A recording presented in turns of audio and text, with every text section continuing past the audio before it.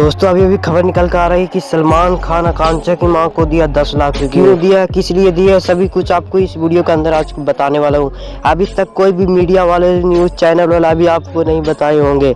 चलिए हम आपको बताते हैं कि सलमान खान आकांक्षा की मां को 10 लाख रुपए क्यों दिया है। दोस्तों आकांक्षा की मां को बहुत तेजी से तबीयत खराब हो गए थे। वो आकांक्षा के लिए रोते रोते उनको बहुत ही तेज से तबीयत खराब हो गई थी, इसीलिए सलमान खान ने आकांक्षा की मां को इलाज करने के लिए इसीलिए सलमान खान 10 लाख रुपए दिए थे। और इसलिए सलमान खान सभी को देते रहते हैं 10 लाख रुपए कि सलमान खान का दिल बहुत ही बड़े हैं, सभी को पैसे देते रहते हैं। इसी वजह से सलमान खान आकांक्षा की मां को दिया 10 लाख रुपए।